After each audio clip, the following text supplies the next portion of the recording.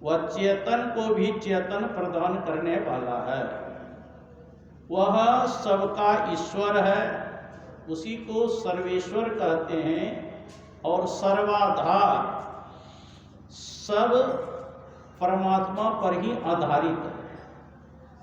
सर्वनियंता, सबको उत्पन्न करने वाले भी परमात्मा है और सबका रक्षा करने वाले भी परमात्मा। और सर्व अंतर्यामी, मतलब सबके घट घट के बात को भी जानने वाले वो ईश्वर है। इति ईश्वर, इसी को वेदांत में ईश्वर कहते हैं। उसी को योगी लोग परमात्मा कहते हैं, भक्त लोग उसी को ईश्वर कहते हैं, ब्रह्म कहते हैं, आत्मा कहते हैं। उसी को मुसलमान भाई उसको अल्लाह खुदा कहते हैं। ईसाई लोग उसी को गॉड या स्वर्गस्थ पिता कहते हैं। यहूदी लोग उसी को जीवा कहते हैं, कोई और मद कहते हैं। अब चीन वाले उसी को तितिन कहते हैं। कोई ईश्वर को पुरुष के रूप में मानते हैं, कोई स्त्री के रूप में मानते हैं, लेकिन वो सबके पिता है। इसलिए हम लोग मंदिर में जाके क्या कहते हैं, त्वमेव माता च पिता त्वमेव, त्वमेव बंधुश्च सखा त्वमेव, त्वमेव विद्या द्रविणम त्वमेव, त्वमेव सर्वम मम देव।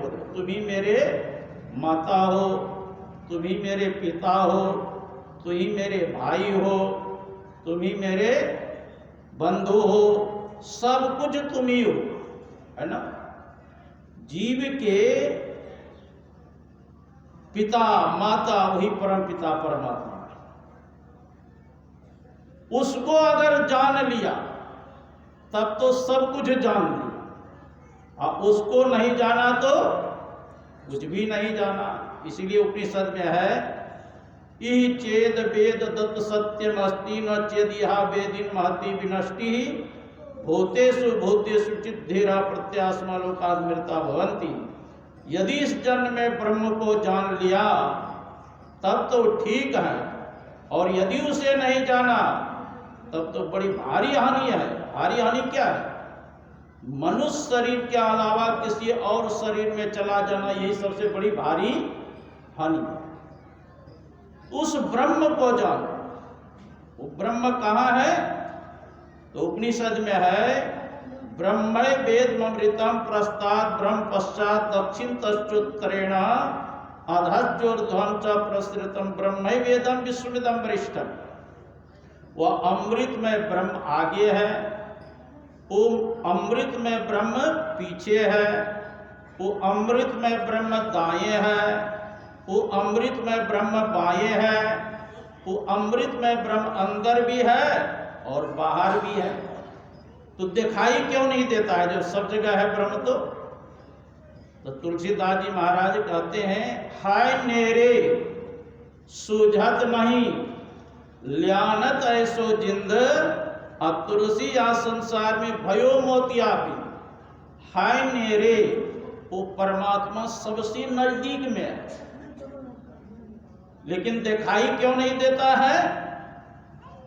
काम मोतियाबिंद की बीमारी हो गई। जैसे किसी को मोतियाबिंद की बीमारी हो जाती है तो अखबार पढ़ पाता है? कुछ दिखाई नहीं देता है। तब डॉक्टर के पास जाते हैं, ऑपरेशन करके उस पट्टी को, उस माड़ी को हटा देते हैं, लेंस लगा देते, तब न दिखाई देता है। का उसी प्रकार इस जीव के ऊपर भी पट्टी पड़ा हुआ है, इसलिए परमात्मा दिखाई नहीं देता। जीव के ऊपर कितने पट्टी है? हम लोग अभी पाठ किए ना, घट तम प्रकाश व शब्द पट त्रय जीव पर है सारे। जीव के ऊपर अंधकार, प्रकाश और शब्द, तीन पट्टी पड़ा हुआ। और यह जीव 5 शरीर के अंतर्गत है, स्थूल, सूक्ष्म, कारण, महाकारण, कैवल्य। 3 पट्टी पर्दा, अब 5 शरीर, 5 3 8। और यह जीव 14 इंद्रियों से युक्त है। 5 ज्ञान इंद्रिया, आँख, कान, नाक, जीवा, त्वचा, कर्म इंद्रियां, हाथ पैर उदार लिंग मुख, और 4 अंतःकरण की इंद्रियां, मन बुद्धि चित्त अहंकार। कितना हो गया? 14 इंद्रियां, 5 शरीर और 3 पट्टी।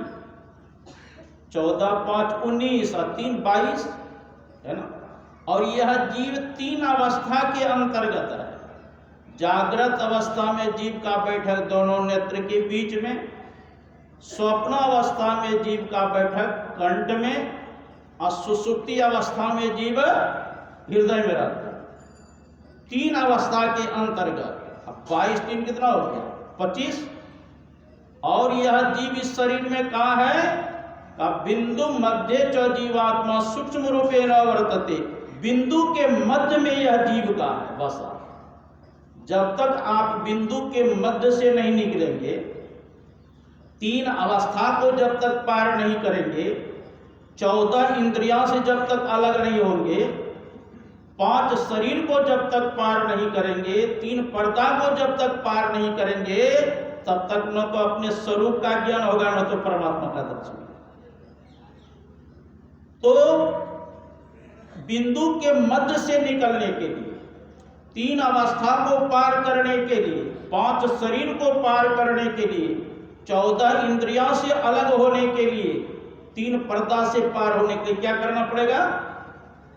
तो गुरु महाराज कहते हैं, कर दृष्टि या ध्वनि योग साधन ये हटाना चाहिए, इनके हटे माया हटेगी, प्रभु से होंगी एकता। जब दृष्टि योग साधन करेंगे तो अंधकार से आप प्रकाश में चले जाएंगे। जब शब्द साधना करेंगे तो प्रकाश से शब्द में चले जाएंगे, शब्द से निशब्द में चले जाएंगे, तब अपने स्वरूप का ज्ञान होगा कि मैं कौन हूं। अभी तो हम लोगों को शरीर का ज्ञान है, अपने स्वरूप का ज्ञान है? अपने स्वरूप का ज्ञान नहीं है। मैं कौन हूं? कस्त्वम, को हम, कुतः आयातः, को में जननी, को में ताकत। कस्त्वम, तुम कौन हो? तुम शरीर नहीं हो, शरीर में रहने वाले शरीरी चेतनात्मा हो। कुतः आयातः, कहां से आए हैं? पूर्णिया से कि मृगन से? ये तो पूर्णिया से मृगन से आपका शरीर आया, आप कहां से आए?